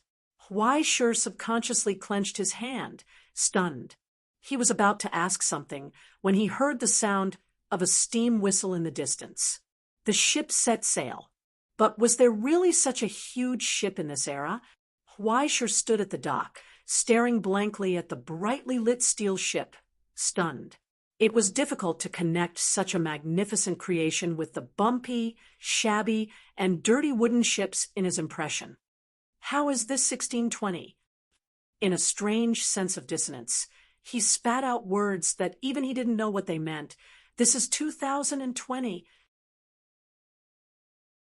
He lowered his head and found that he had stepped on a white handkerchief, dirtying the golden embroidered letter H on the corner. He bent down to pick it up and looked around. He noticed that the cloaked person in front of him had turned back to look at him. His eyes were cold, but through the hood and the dim light, he could see the delicate side of his face. A strand of silver hair fell from her ear, which was particularly eye-catching. "Give it back." She reached out and snatched her handkerchief from Huaishir's hand. Then she turned around and left. Huaishir was pushed several times by the people behind him and staggered forward. Finally, under the guidance of the crew, they came to the guest area. After a few friends chose their rooms, they agreed to meet again at dinner. Huaishir walked into the room and closed the door. After putting away his luggage, he finally opened his palm and looked at the thing that the homeless man had stuffed into his hand. It was a coin. The ordinary Roman copper coin was carved with exquisite patterns and carefully carved with the image of an angel. On the back, there was a cross-shaped engraving. The symbol of the Holy Father, Son, and Holy Spirit was delicately carved around it. It looked like a work of art. A homeless coin, a popular trick among bankrupt merchants, homeless people, and unemployed farmers during the industrial era. These homeless people hoped to carve the coin more beautifully in exchange for more money from the almsgivers who took pity on them, or simply out of boredom. Such an explanation inexplicably appeared in his mind and made him feel particularly uncomfortable. He bent down and, as if by coincidence, opened his luggage along with everyone in the other guest rooms. Then he froze in place. Time stood still. Import ended. "Okay, everyone's acting is good." KP applauded with joy. It seems that everyone has the potential to become an outstanding investigator. Then, let's keep up the good work. AI Ching didn't say anything. The strong sense of contradiction and disharmony became more and more intense. It made her feel as if she had forgotten something, or as if she had overlooked something. But KP didn't give her more time to think. I forgot to say. KP patted his head as if he suddenly realized something. Our group is a secret group. That is to say, each character card actually has its own secret and purpose. Once exposed, it may lead to an unusually bad situation. As he spoke, he took out a stack of envelopes and distributed them to all the inspectors participating in the game. Based on your different choices and performances in the import module, I have arranged different identities and secrets for everyone. KP smiled happily. I hope that while everyone protects their own secrets, we can cooperate sincerely to complete the module's goal, successfully reaching the new world. In that instant, Huaishir came to a sudden realization. He saw the contents of the suitcase. Dozens of bottles filled with various items, an exquisite and ferocious-looking crossbow, several test tubes filled with scarlet liquid, 2 daggers, a short knife, and a heavy weapon hanging from the top of the suitcase on a hook. It was a silver-plated hand axe with gorgeous and exquisite spells engraved on the back of the axe.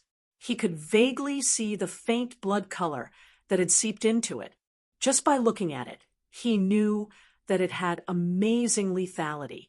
But I'm a cello player. Why do I have these things? At that moment, he looked at the coin in his hand again.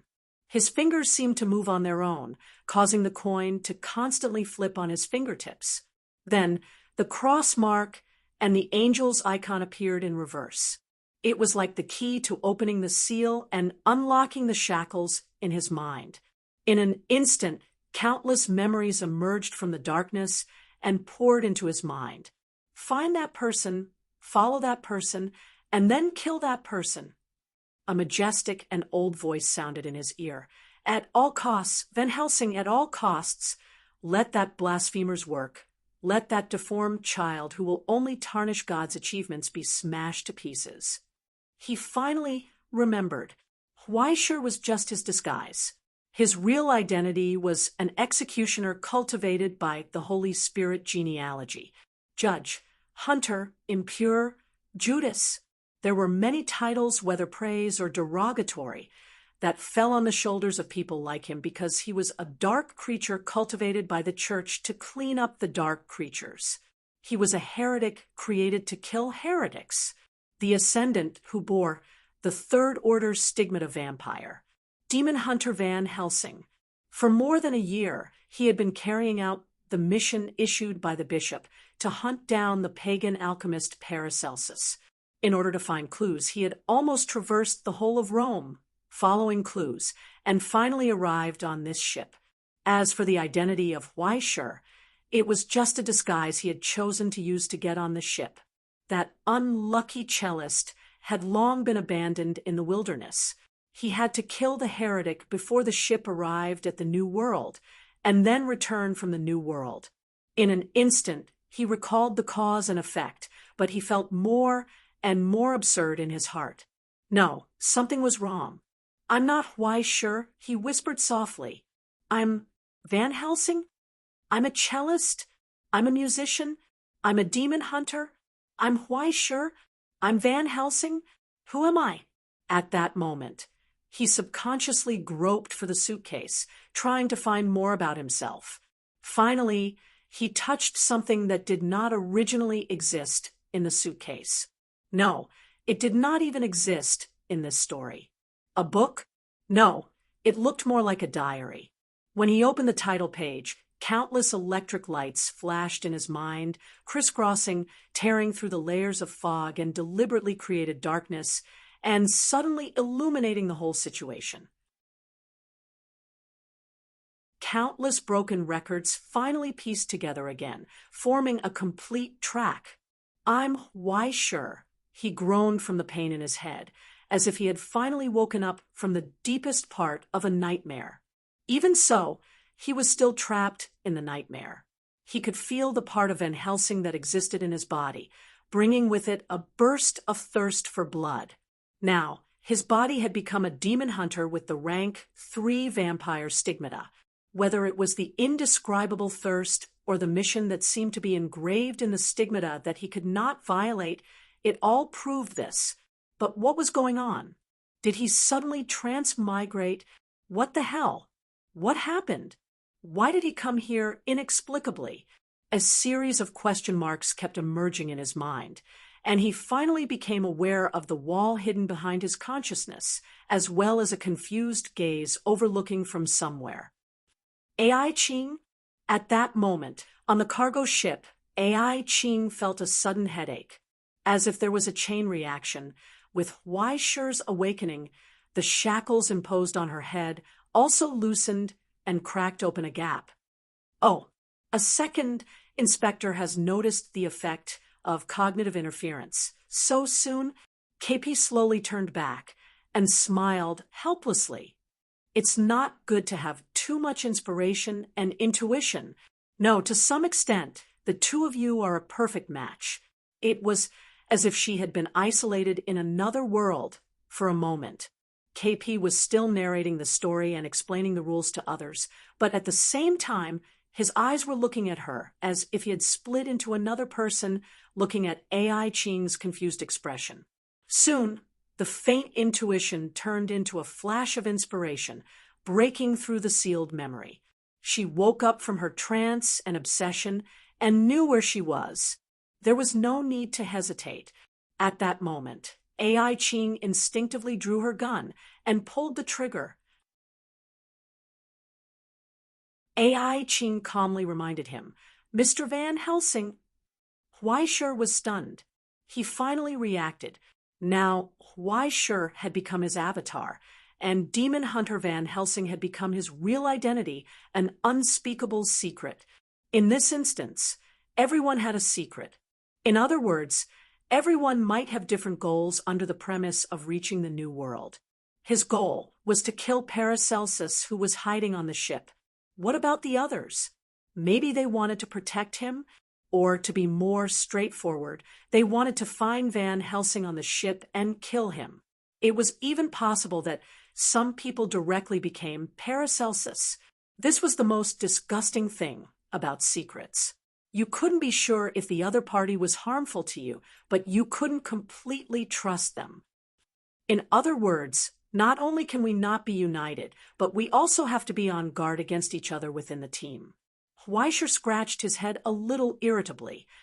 Because of the existence of the traitor, I'm afraid we can only be friends on the surface and fight alone in the dark, right? Not only that, AI Ching knocked on the wheelchair's armrest and told him the last piece of bad news. Except for Huaishur, the other characters were directly controlled by the other supervisors. In other words, the others were one with the game card, but their team was separated from the game account. One person became two. It sounded good, but in fact, it was not necessarily an advantage. On the contrary, it could be a disadvantage. This was true for both Huaishur and AI Ching, especially when the two of them had different opinions. Of course, Huaishur could do whatever he wanted, but most of the time, the necessary points had to be cast by AI Ching herself. In the silence, AI Ching rubbed her throbbing forehead and sighed softly. Is trust the only thing we can rely on? It feels like this kind of thing doesn't exist at all. Don't be so pessimistic, bro. Huaishur was stunned. Aren't we working together seamlessly? AI Ching asked back. Do you mean you're going to do the dirty work and I'm going to help you clean up? Huaishur was speechless. Well, although it's not right to do this, at least give me a little trust in this kind of life or death matter, okay? I'll try. After pondering for a moment, AI Ching opened her mouth to say something, but in the end, she still didn't say anything. Instead, she took the initiative to change the topic. I'll give you instructions in the next exploration, but during the operation, be careful of what's hidden on this ship. She suspected that there were definitely some secrets hidden on this ship. Who knew how many traps were hidden in the so-called import process alone? First, there was the mysterious letter, then the sudden secret after boarding the ship, and finally the final condition of the game, to reach the new world. Whose letter was it? What was the point of this inexplicable secret other than causing internal strife? If it had not split, it would have been worthy of being called the first pedigree. Time flew by quickly as he was thinking and organizing his items. When the bell finally rang, Huaishur, who had dressed up as a cello player, walked out of the room again and happened to bump into old Xiao Lei Feizhou and Yujun. But he did not see Ni Hung and Clement. Without the direct supervisor to control him, Clement had become an NPC and could not be considered an ally. It was not strange that they did not see him, but it was surprising that Ni Hung was missing. Did that guy go out early? After knocking on the door a few times, there was no response. At this time, more and more people were in the corridor. They looked at each other tacitly, and old Xiao took the lead and walked in front. Let's go to the restaurant first. It seems that the restaurant is where the characters will appear. I'm afraid there will be some important plot. Huaisher still pretended to be controlled by AI Qing and listened to the instructions from AI Qing in his mind. He followed closely behind and did not have any opportunity to say anything flirtatious or cause trouble. Why did it feel like he had lost something? As they moved forward, the number of other passengers increased, but there was a heavy pressure between them. Although most of them looked calm, one could vaguely see a trace of distress or panic, like birds startled by the twang of a bow. This feeling of abnormality became more and more obvious when they reached the restaurant. Huaisher could not help but frown. As far as the eye could see, not a single smile could be seen on any of their faces. Perhaps it was just a layer of fake, polite smiles. Most of them were deeply worried and full of apprehension. There were even more people whose faces were filled with impatience and viciousness, causing others to be unwilling to approach them. The whole restaurant was immersed in a gloomy atmosphere. It was as if a storm was coming. Even if they were talking by chance, everyone was trying to lower their voices, as if they were afraid that someone would overhear them. Why is it so gloomy? Huaisher was stunned and almost could not hold back his usual silly smile. Ruining the atmosphere was not a big deal, but when everyone was worried, if he was the only one who was happy, wouldn't he attract a circle of hatred? Didn't you pay attention to the background of your character card? He heard AI Qing's reminder, and the identities of old Xiao and the others, a poor cellist who had lost his sponsor, a worker who had lost his job, and a bodyguard who had a bad reputation in the industry who could not find an employer. It seemed that everyone's identity was not the high-spirited type. Instead, they were all unlucky and tragic. Even if they had a chance to go to a new world, who knew what was waiting for them in that unknown world? Therefore, it was reasonable for him to put on a distressed face. But these people, this means one thing. AI Qing said indifferently, "We are not the only ones who received the mysterious letter. It is even possible that everyone on this ship was invited by various mysterious letters." Huaisher sucked in a cold breath. Just as he was looking left and right, he suddenly heard a sharp and old voice. "How many times do I have to tell you before you will listen? It was stolen. My little baby was stolen." A heartbroken old woman grabbed the crew and shouted in a sharp voice, "The person who stole my sweetheart must be hiding among these bumpkins. It must be." The old man was obviously different from other passengers. He was dressed luxuriously, and his fingers and neck were wearing expensive jewelry. When he spoke, he revealed a sense of arrogance. Obviously, his identity was not ordinary. "Relax, my sister." An old man next to her persuaded in a hoarse voice. He was sitting in a wheelchair. It seemed that he was too old to move. His tone was weak. "Maybe Bobby just went out to play temporarily. No one here will steal your pet. Shut up, you old trash." If you didn't have a brain problem and wanted to go out, how could Bobby get lost, being humiliated in public by his younger sister? The old man seemed to be used to it. He just sighed tiredly and opened his mouth to say something. However, he coughed violently again, as if his lungs were going to be coughed out. Trembling, he took out a small medicine box from his arms, swallowed a few pills, and gasped with difficulty. "Sickly bastard, you can't be of any use. You only know how to eat all day. If it weren't for you, my Bobby..." "Woo-woo." The woman with age spots on her face cried when she got emotional. She covered her face and fell on the shoulder of the young man next to her. "What should I do, dear? You must help me, my Bobby, my Bobby." Beside her, the handsome young man gently patted her on the shoulder, comforting the heartbroken old man in a soft voice, causing Huaisher and the others to be dumbfounded. And I hung. Chapter 123. F***CK. Had he hooked up with a rich woman so quickly? If he hadn't seen it with his own eyes, Huaisher would never have believed it. This was the teammate who hadn't met up with them in the hallway. Huaishur and the others were blinded by his actions, looking at the lovey-dovey look in his eyes, with only true love in his eyes. That's not right. Are you the prostitute? Or am I the prostitute? Wait a minute, I'm not the prostitute either. It seems that he's most likely a Yin card. Ai Ching's voice was cold. If my cousin really has the slightest bit of redeeming qualities, then it's probably because he's good at reading people's faces, right? Especially when it comes to pleasing this old thing. He's simply a genius.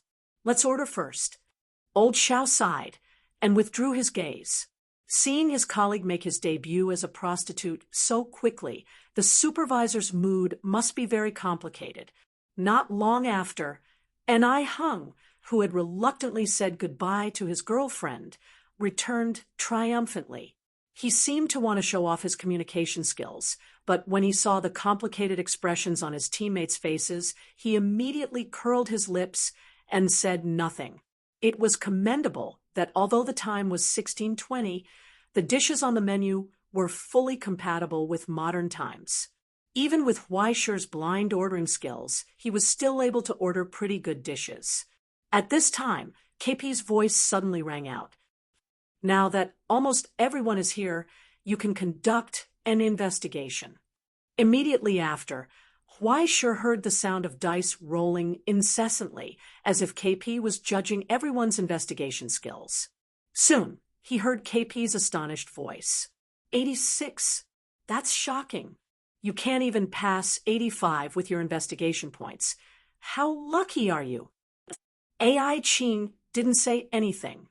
Huaishur's vision blurred, and then he realized that the restaurant was so crowded that he couldn't see anything. He mourned silently in his heart. With a dice roll of 100 points, he could have succeeded if he rolled within 85 points, but in the end, he just missed by a little. What was with his bad luck? Fortunately, old Xiao and the others would not hide such information. Under their guidance, Huaishur soon noticed a few people who were almost conspicuous among the many tourists. Well, it was eye-catching in the eyes of others, but in Huaishur's eyes, it was ordinary. In the middle of the restaurant, a young man with bronzed skin sat on a table filled with various dishes. His face was painted with faint golden patterns, as if he came from Egypt. Even though he was sitting in front of the table, he didn't touch the food at all. Instead, he placed his fat cat on the table and allowed it to eat as much as it wanted. In the entire restaurant, it seemed that only the young man's smile came from his heart, relaxed and happy. Right after that was the quarreling pair. No, it should be said that the older brother was being reprimanded by the older brother.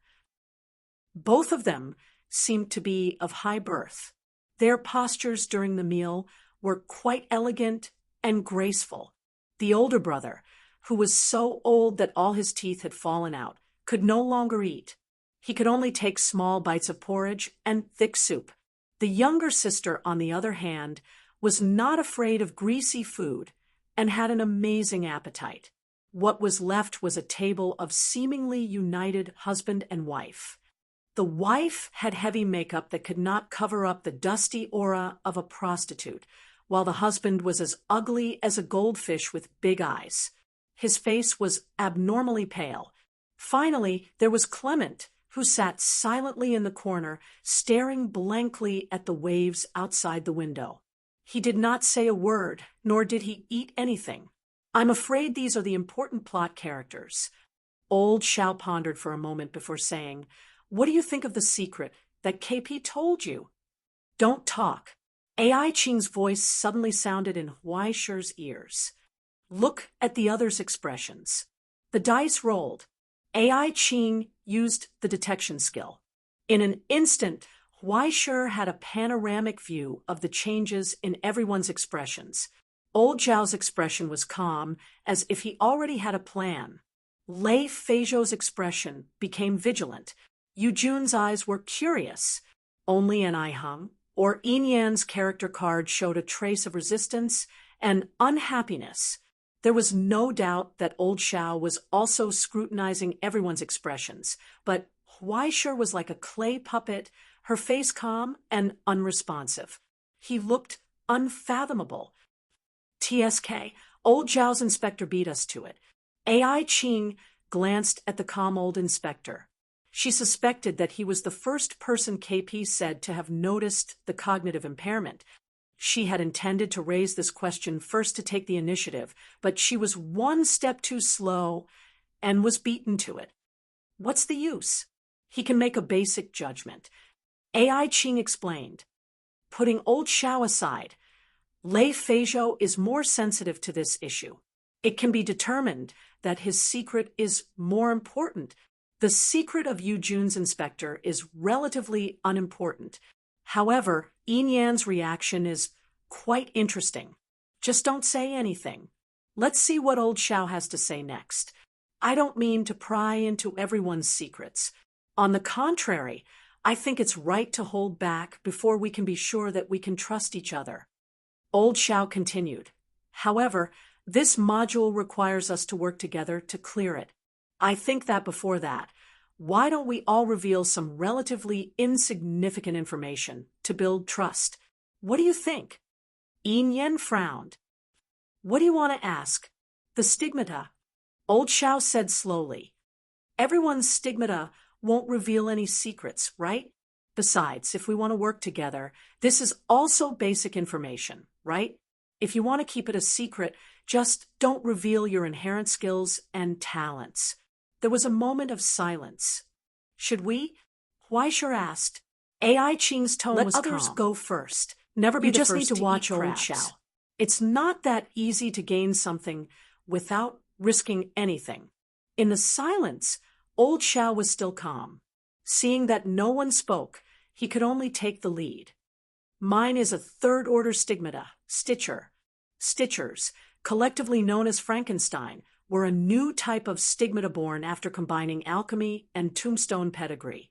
They had existed for less than 500 years and belonged to a relatively obscure type. However, the main enhancement should be the basic attributes of the body. In short, high defense and health. As for the rest, old Xiao did not reveal. As he spoke, old Xiao rolled up his sleeves, revealing the stitches on his arm and 2 patches of skin with completely different skin tones. This proved that he was telling the truth. Old Xiao was the first to be frank. Then, Yu Jun, who had been inconspicuous until now, was the first to respond. He said his stigmata. Third-order headless horseman. This was quite a famous stigmata. There was no need to explain too much. As he spoke, Yu Jun pulled down his collar, revealing the ring-shaped scar on his neck. Then, Lei Feizhou popped out 5 slender and sharp claws, which were as sharp as blades, and quickly put them away. Third-order werewolf. In the end, only Yin Yan and Huaishur were left. Sensing Huaishur's gaze, Yin Yan suddenly became angry. Why are you looking at me? You should say it first. Since you've already spoken, why don't you say it first? Huaishur asked, Are you afraid that I won't tell you after hearing it? Yin Yan was speechless for a moment. After a long time, he said unhappily, Third-order red hat. As he spoke, his figure blurred and became translucent in an instant. The red hat, which was the original form of the legendary goblins, and other monsters, was best at sneak attacks, stealing and hiding. When he was invisible, even most equipment and Tier 3 sublimators could not see through him. It could be said that he was a stigmata with the ability to survive. However, everyone else was at Tier 3, while he was the only one at Tier 2. This made him feel extremely embarrassed. After speaking, he angrily glared at Huaishur. What about you? Don't run away after hearing it. His angry expression contained a trace of expectation, as if he was hoping that Huaishur was at Tier 1, which was lower than him. Huaishur smiled slightly. Just as he was about to speak, he heard AI Qing's voice. Don't tell the truth. Tell them that you're a Tier 3 evil spirit, from the Nordic lineage.